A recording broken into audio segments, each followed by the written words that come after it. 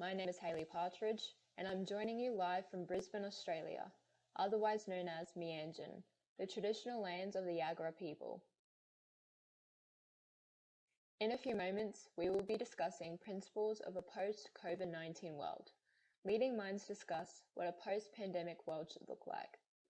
Please enjoy Session 5 of the Global Town Hall 2021 Marathon.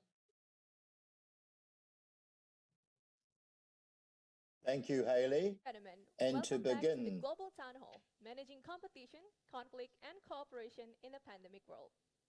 Firstly, we would like to congratulate our first 4 winners of the previous Global Town Hall quiz. If you didn't win, don't worry, because we will have 4 more quizzes throughout the day for you. We will have our second quiz at the end of the next session, where 2 winners will win a 12-month Mola TV voucher, sponsored by Blibli. Again, this second quiz is only limited for Indonesian participants only. However, ladies and gentlemen, the next 3 quizzes will be for worldwide participants, so stay tuned. Ladies and gentlemen, our 5th session will discuss principles for post-COVID-19 world. Leading minds discuss what the post-pandemic world should look like. This session will be moderated by Sir Anand Satyanand, Chair of the New Zealand Institute of International Affairs. So may I invite the moderator, Sir Anand Satyanand. You may have the floor. hello, I am Anand Satyanand, and I greet everyone from New Zealand, adding the Indigenous Maori greeting, kia ora, meaning good health, at the start of this important session at the Global Town Hall. I have the privilege of soliciting the comments and insights of 3 well-known contributors to international discourse. First, Nobel Peace Prize winner and former president of Timor-Leste, Jose Ramos Horta. Secondly, one of Japan's most experienced and respected diplomats on international issues, Professor Ishiro Fujisaki. And thirdly, president of the leading Chinese non-government think tank and author, Dr. Huiyao Wang. Good day to you all. We were to have been joined by a 4th contributor, Dr. Maria Zakharova, the Director of Information and Press Ministry of the Ministry of Foreign Affairs of the Russian Federation. But at a late point, Dr. Zakharova has been unable to join us, and her contribution to this important session is going to be conveyed to us all in a 4-minute video, which I will ask be played now before turning to the business at hand. Dear ladies and gentlemen, dear colleagues, I'm grateful for the opportunity to take part in such a representative and established forum.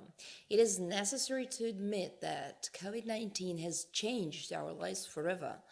Outlines of the post-coronavirus world are manifesting themselves right now. Here are just some of them. Pandemic has definitely rejected statements of the advocates of globalization about the end of history of recent decades, as well as the need to replace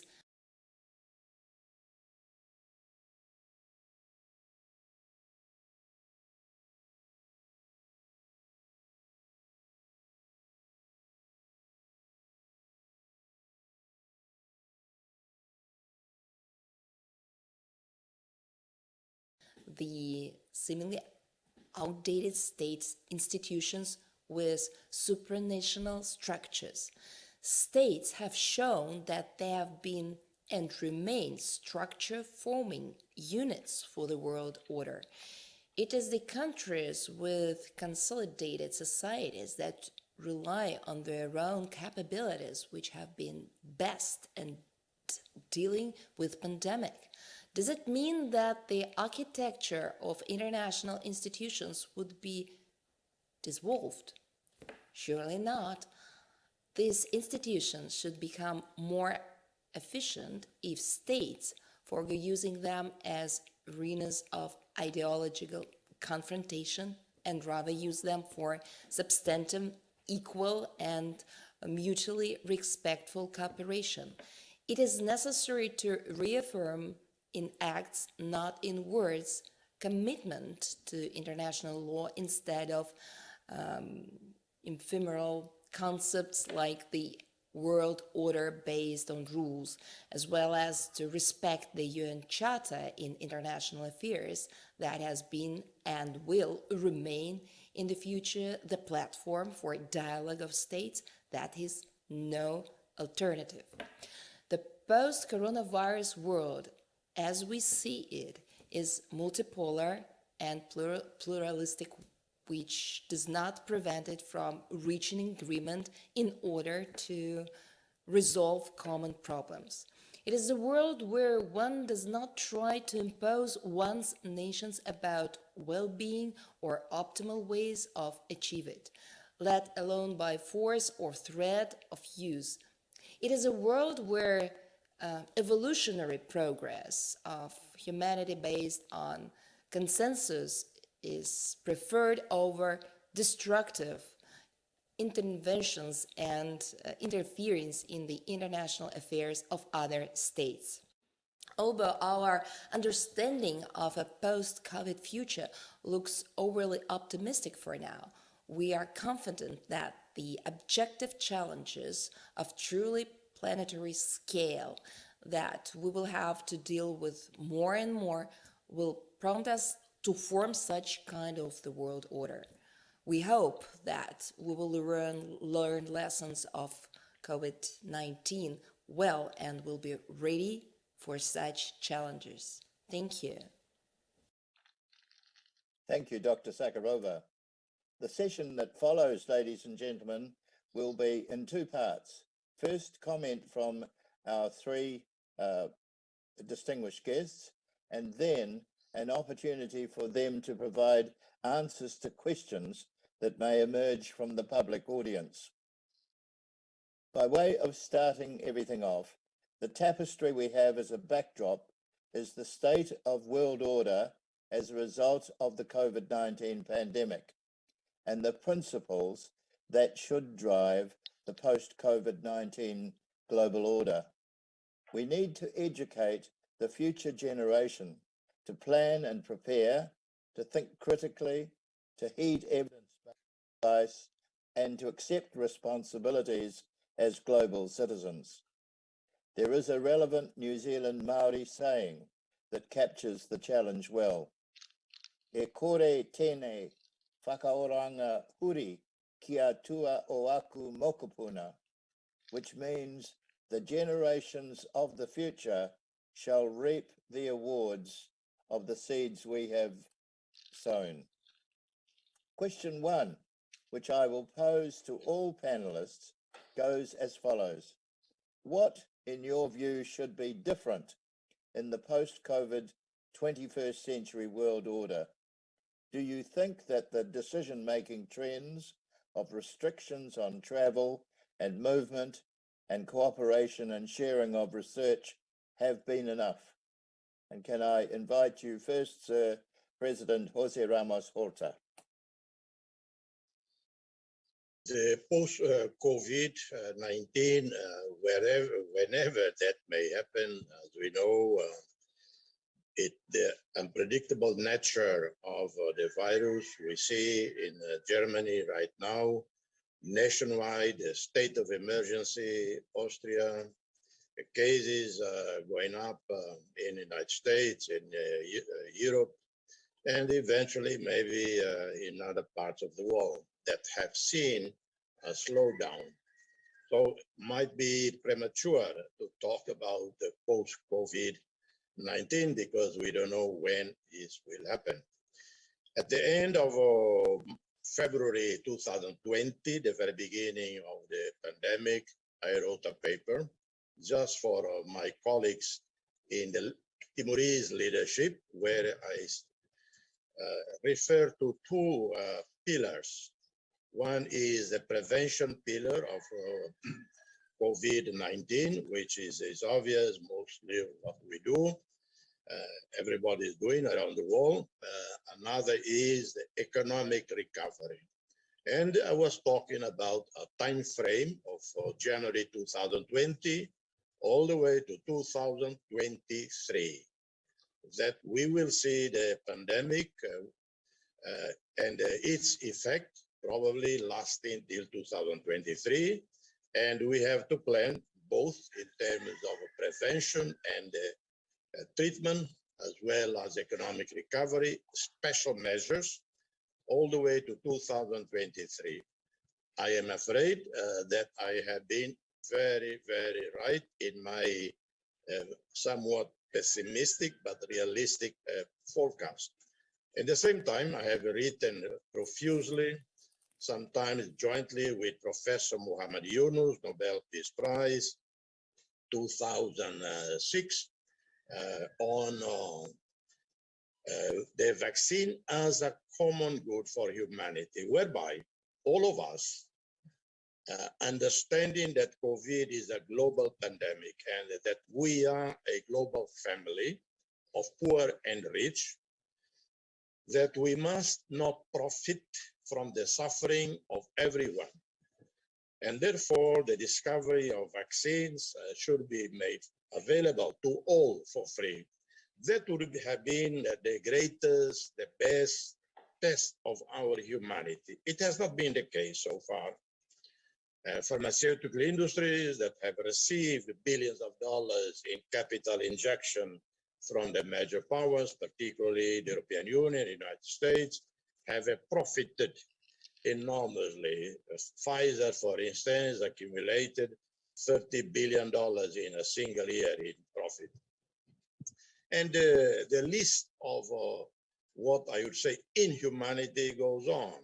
We see that in spite of the numerous appeals by people like me, by my friend Kailash Satyarthi, Nobel Peace Prize 2014 of India, on child poverty, on child slavery, on poverty around the world that increased with the pandemic, we have appealed to a greater attention to child well-being and to the well-being of the people on the periphery of the world.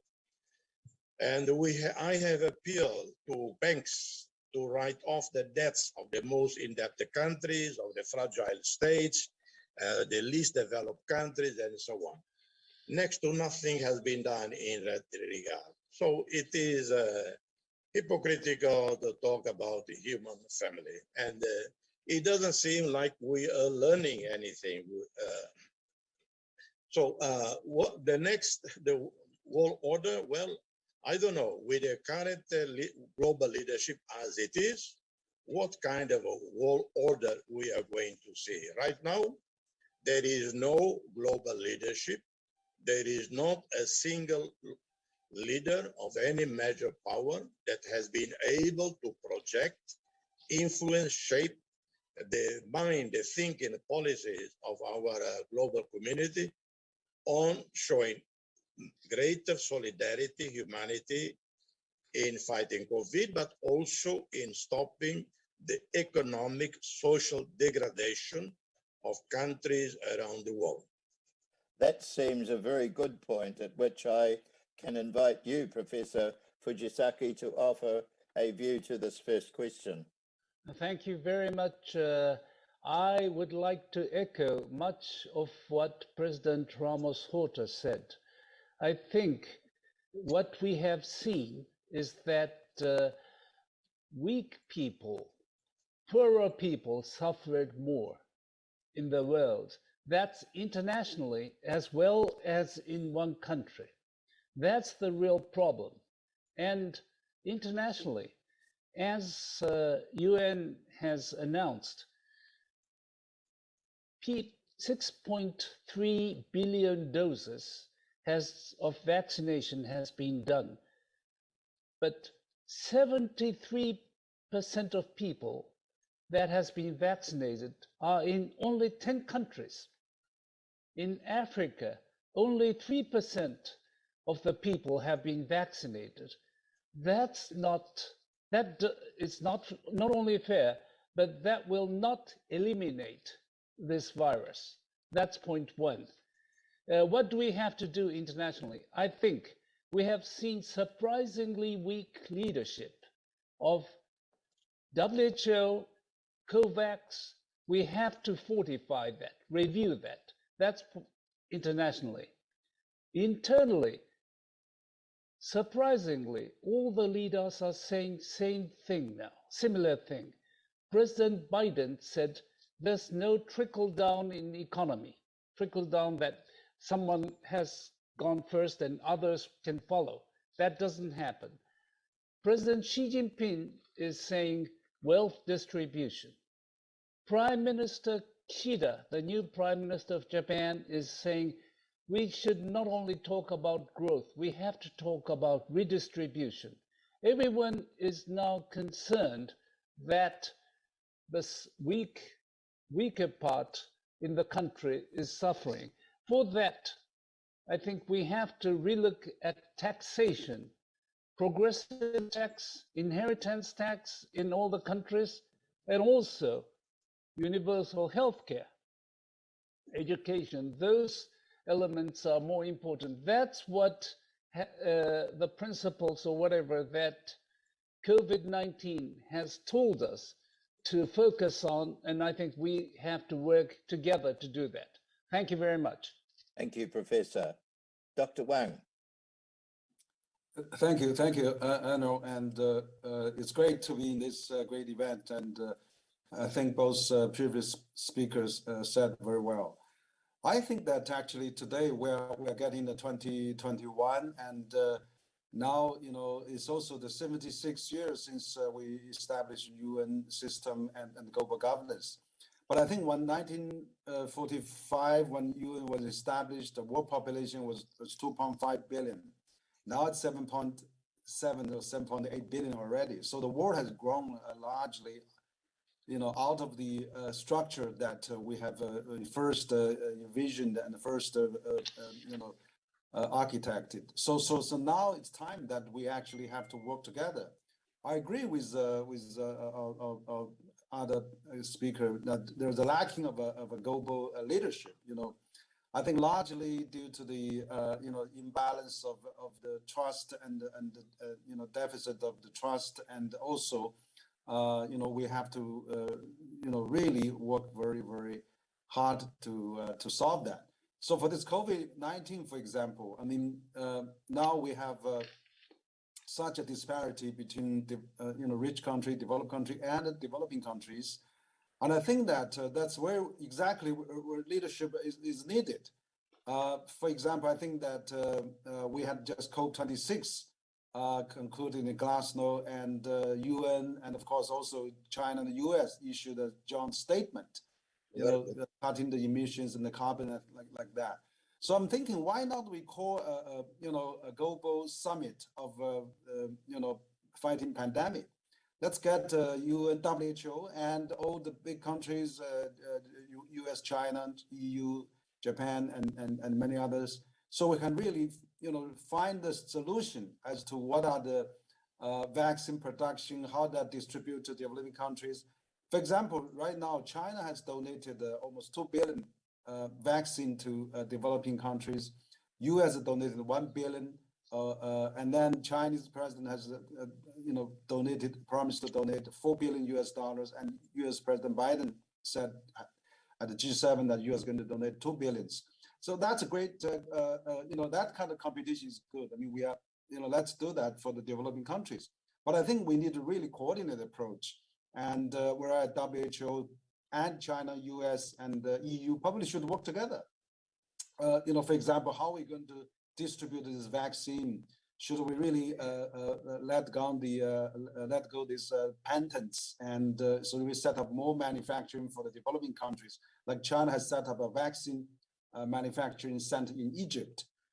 So things like that, we need to really have international coordination on that. So I really call for a global summit, a vaccine summit, or pandemic fighting summit, so that we really you know, be prepared for the post, or even live with the long term with this COVID, how we can deal with that, the strategy.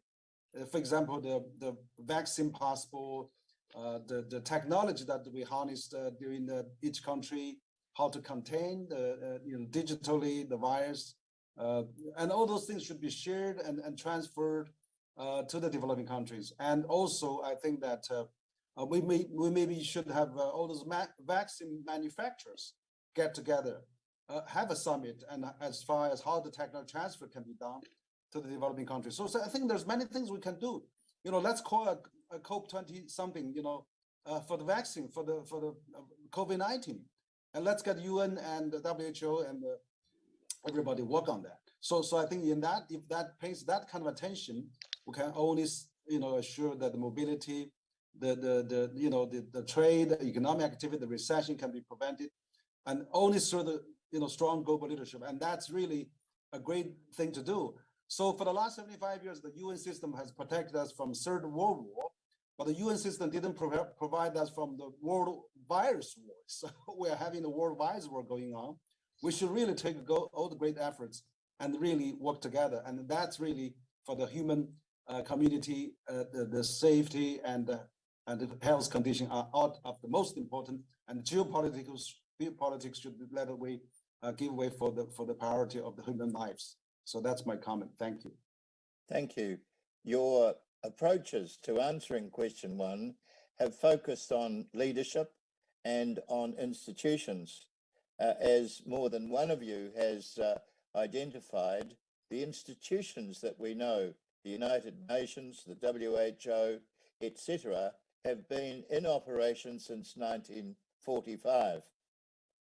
And we need to ask a question, which I will now put. Are they adequate today? And what conditions and factors point to change being necessary? And maybe the easiest way to deal with this would be to ask you first, Dr. Wang, then you, Professor Fujisaki, and then you, President. What conditions and factors need to change about our institutions that are presently there to deal with this? Yeah, thank you, Arnold. I think that really what I think now is that the international governance system, be it at the UN or at World Bank, IMF, or WHO, I think that it was really largely designed by the developed countries in the past. So we need to reflect the new element of BRICS countries, the rising economy, and the developing countries as well. So I think that is where probably we should have more cause for more coordination among those countries. But I think G20 should really play a pivotal role for that. I think G20 should just not be held once a year, but maybe now this year is the Indonesia will be the next chair of G20. So it'd be great to really start organize sectorial summit, like ministerial summit on fighting, G20 ministerial of health summit to fighting the COVID. So I think this is really, but also let's get all the immigration ministers together.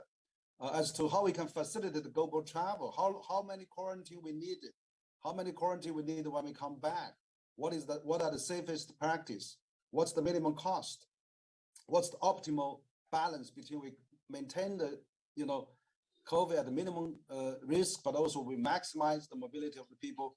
So there's a lot of experience can be learned from each other. So I think that is where we are lacking right now. And also, the world, there's no coordination on that. That's really unfortunate. The US is backing off WTO, WHO, many things. The world is really, the leadership is in the vacuum. And I think that's where I'm glad that, US wants to coming back to the multilateralism. But let's do more. Let's get China, Japan, Australia, Canada, all those European countries to work together. So I think that things can be done like that, but also let's strengthen those regional organizations like RCEP, which is already in fact. And the RCEP can also taking some initiative. Why not call ministerial meeting on how we can prevent regional prevention of COVID. So as many things can be done. Yes. Professor Fujisaki. I would like to support what Professor Wang said about vaccine summit, governmental or private, and I think these are very important. Just one thing to add, if we are going to have these institutions or WHO meetings, it should be out of political concern. It should be really medical. And let's not bring in political concerns here. Second, I think WHO, they have worked, but everyone knows that they have sent wrong messages at the wrong time. And I think we have to review what they have said. And I think we need to relook at the leadership. I have nothing against an individual who is from a developing country, but still, I think we have to really clearly review the leadership and bring in some new blood there. Thank you very much. Thank you. President Jose Ramos Horta. Well, if I were to voice an opinion, I would say the Secretary General of the United Nations should obviously work behind the scenes to start with the G7 countries, the G20, and the other countries to try to convene a meeting, an international conference, not only of member states and multilateral banks, financial institutions, but also with the private sector, the big economic conglomerates of the world. Because today there is much more liquidity is accumulated by foundations, corporations, individual families around the world than governments that are constrained by many different reasons, as we know. There are every year there are trillions and trillions of dollars of increase in global wealth, and these trillions of dollars. Can I be excused a moment, President, because I am being pressured to move on. There is one more question before we open up to the people that have asked, and that seems a natural point to break into what you've added. Can I pick up three specific things? First, with you, Professor Fujisaki, you've mentioned Prime Minister Fumio Kishida prioritizing the redistribution of wealth, and you've also said about President Xi Jinping pursuing prosperity. You may have ideas on the workability of these things. I think it works different in each country because our systems are different.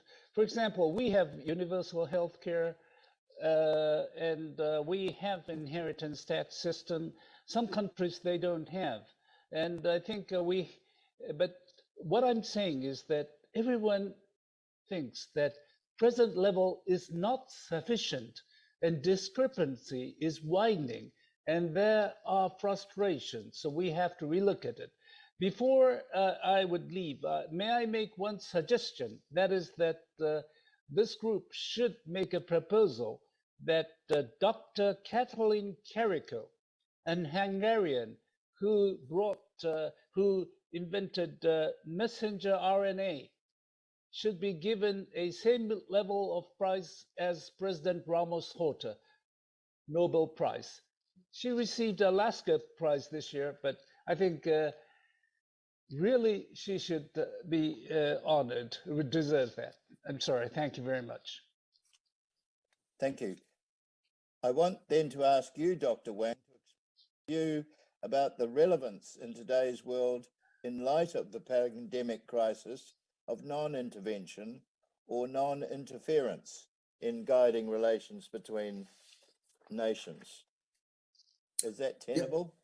Yeah, I think that no interference in the right way, I think is still preferred because. However, I think one thing we need to really look at is that the world is getting more colorful and more multifaceted and more multipolar. For example, I mean, when President Biden, when he withdrew from Afghanistan, he said, okay, from now on, the U.S. will no longer seek nation building anymore, which means, impose a model to Afghanistan or Iraq or Syria or Libya will not be the case in the future.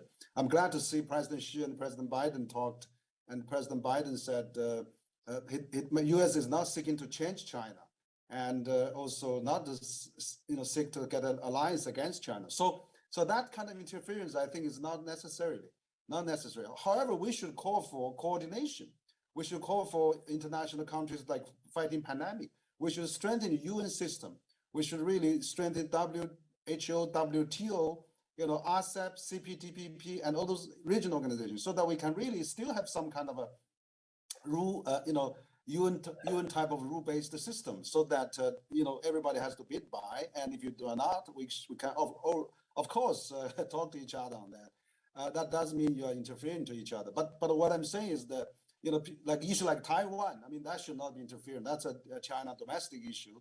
So things like that, like Afghanistan or Middle East, I think each country should really allow its own system to develop. We should not recognize there's not only just one system in the world. There could be many systems. Let's compare the bottom line and the KPI. So if KPI is good, like China has lifted 800 million people out of poverty, that should give credit. That should not be intervened.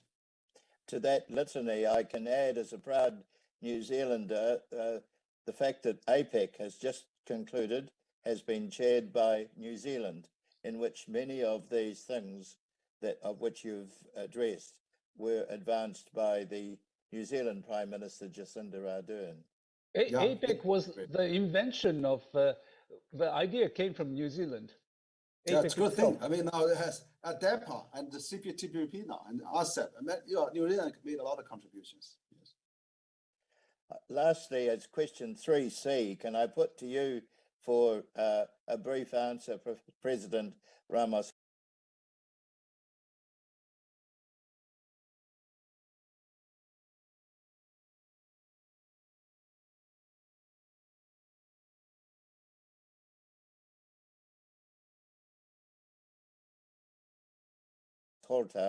Do the present international norms provide adequate protection for the individual person, especially for their human rights? And is there a case for protection of human dignity? Well, I would say the current international architecture, whether the United Nations or any of the major international organizations, no matter how much we wish to envisage, design, change in terms of the institution, the organization of it, well, as long as we have the selfish national interest prevailing as the guiding principle, foundation of states, well, not much is going to change. Change will come about only when millions of people around the world, in key cities, key countries, protest, demand justice, demand end of extreme poverty, end of wars, because look, every time there is a financial crisis, economic crisis in the world, the profit of the weapons industries goes up. These people never suffer. We look at the war in Yemen, in Syria, Afghanistan, etc., fueled by our merchants, but also by governments. And when there is a financial economic crisis, well, the common people suffer, but not the CEOs of these major banks are the ones that suffer. And they are the ones who often, through their imprudence. So my problem is, we can imagine a different international architecture, as creative as we wish, but in the end, we cannot change the nation states and those that are in charge. We cannot change Putin, we cannot change Xi Jinping, we cannot change Biden. and so on and so on. You expressed the challenge very well, if I may say so. It's time for us to move to the next phase where questions have come in and been lodged. And I can put question one, which comes from Jamila in Indonesia, to you now, and you can choose which one of you might like to pick it up. How would the global leadership in healing the world from the pandemic affect world power dynamics later, post-COVID? Is there any one of you that would like to pick that challenge up? Well, maybe I could give a try. I think that right now is really a time to show the sincerity and the capacity to do it the best. So China actually has vaccinated its population for 2.3 billion doses already, but China has almost donated 2 billion vaccine to the world. So China has been performing relatively responsibly well. And China has pledged is supporting the developing countries through WHO and many other South country mechanism. 2 billion at one time, US dollar. Another announcement by President is 2 billion another time, where President Biden, I think, announced 2 billion as well. I think, if China is actively pursue that and supporting the developing countries, showing more responsibility, China is already the second largest donor to the United Nations, largest peace sending country from permanent member countries.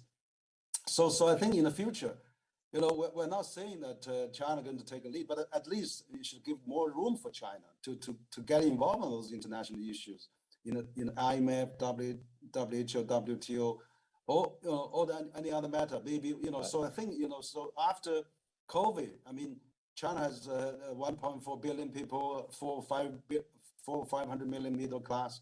I think we should give a rightful recognition and places for room for China to support, play more stakeholder role for our planet, for the humankind in the future.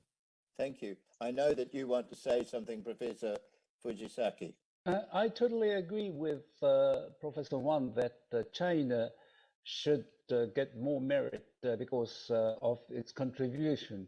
I feel a little sorry that China didn't get it because of its diplomacy. And I think in the future, they will improve how to address those issues and the world recognition will change. Thank you very much. Thank you. Thank you. I'll move to question two. Do you think the post-pandemic world can be a momentum to fix the global misdirection and failures all this time? This question is from Alex of Russia.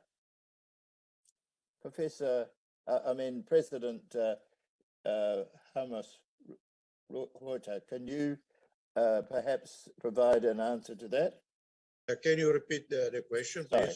Do you think the post-pandemic world can be a momentum to fix the global misdirection and failures all this time?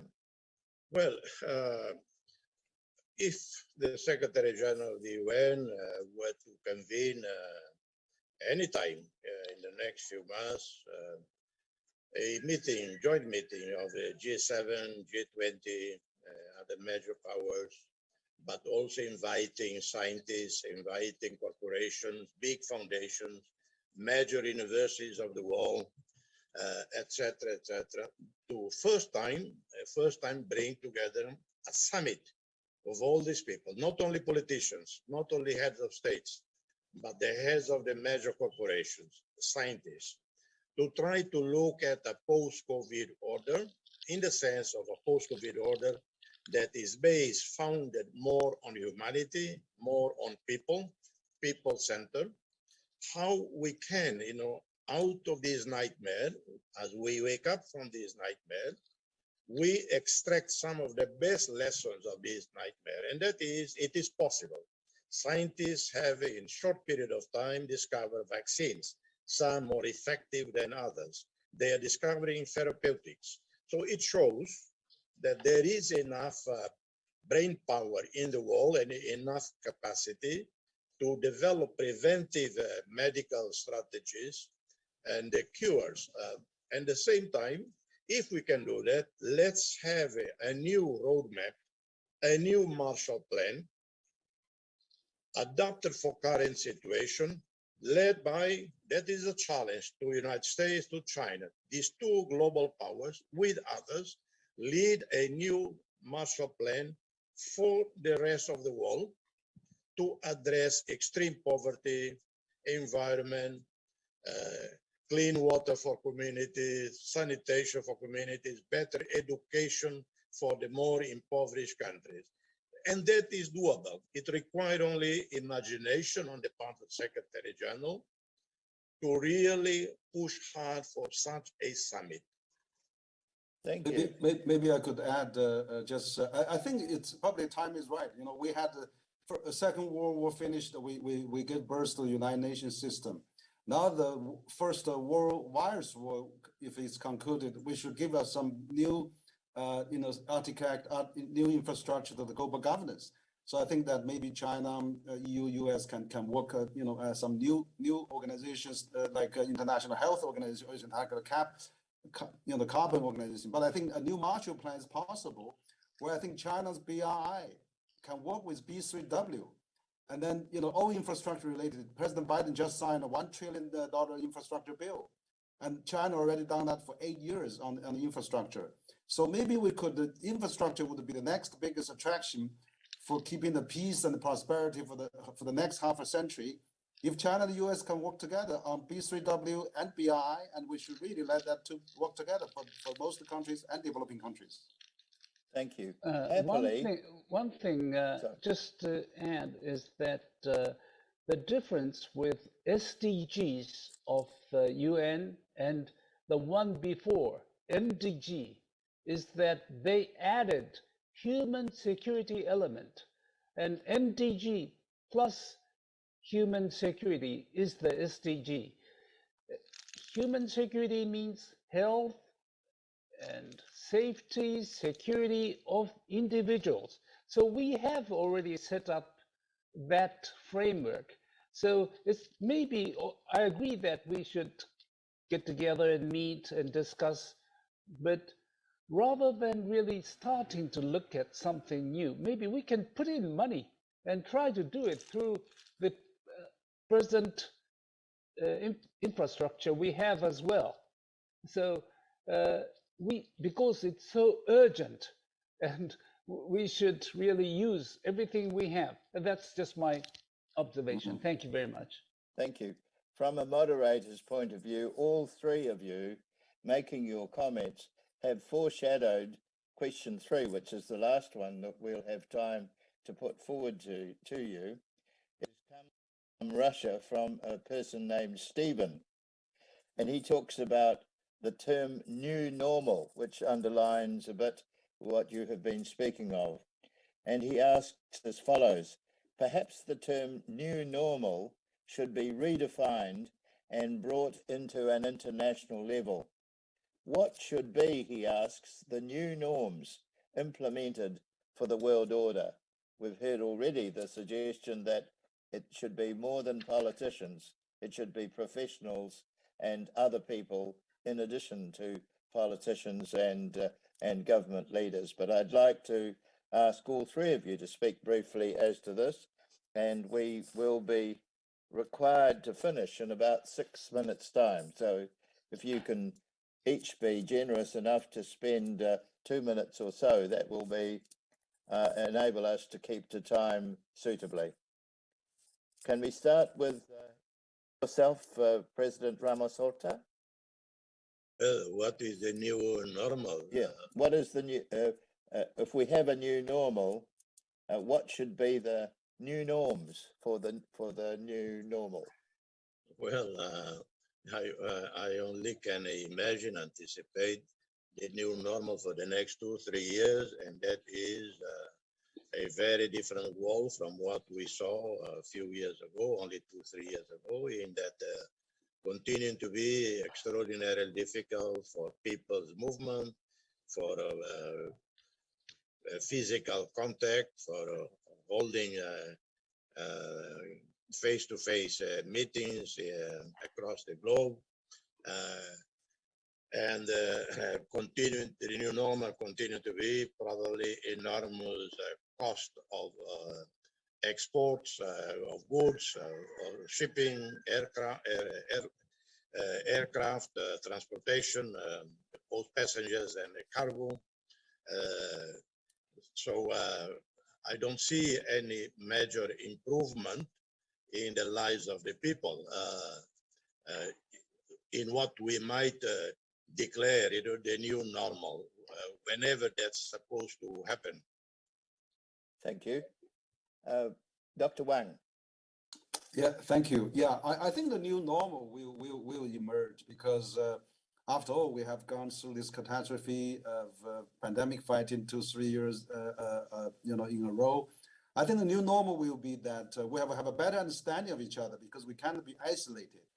We'll have to recognize there's more than one system in the world. We need a multipolar world, and also we need to give more recognition to the countries like China, Japan, Russian, and all the regional countries as well. So I think there's a lot of new normal to be added on. But also another new normal would be the digital economy will be really strong, and we need a new international organization to taking care of that.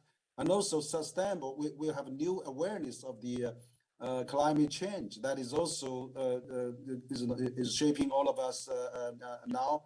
And finally, I think infrastructure, infrastructure revolution, given the China experience, China's total length of a speed railway is already 2/3 of the world, is equal to the next 10 countries combined, or US military budget is equal to the next 10 countries combined. We should change that. We should let infrastructure revolution, transformation, lead the world into a big prosperity. That should become a new normal. Of course, again, finally, the COVID-19, we should have a very strong World Organization of Health, or that kind of system, and have alert system, preventing system, implementing system, and that should be really become so important to prevent future catastrophe. Thank you. Thank you, Dr. Wang. Professor Fujisaki. Thank you very much.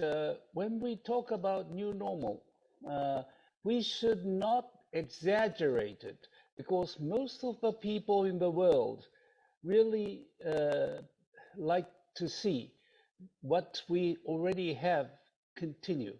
Freedom, democracy, human rights, these things are important. And however, in the present system, we have just seen that there are new challenges we have to meet. That's COVID-19, climate change, and discrepancy of wealth. So we have to address those. That's the new normal side, but we have to keep the normal side as well. But I really enjoyed the discussion, and thank you very much for inviting me as well. Kia ora, Mr. Chairman. Can I then take up the reins to bring our session to an end by doing 2 or 3 things. First of all, to thank you all for conveying your experience of international relations and the issues that are present for countries and people to think about. If I may say so, I think you have made sterling contributions in that regard. I think all of us who have listened to you have been able to pick up gems of items that need reconsideration. For example, our institutions, the leadership involved in those institutions, new institutions to do, for example, as Dr. Wang said, with infrastructure, a summit to do with vaccines, the 2 items proceeding side by side, related to prevention on the one hand and related to economic recovery on the other. They are both items that in the post-COVID world need equal intensity in dealing with the future. I thank you all for your sterling contributions, and I now bring our session to an end and return us to those people in the top left-hand corners of our screen who will now proceed to advance us to the next session. Thank you. Kia ora. Thank you.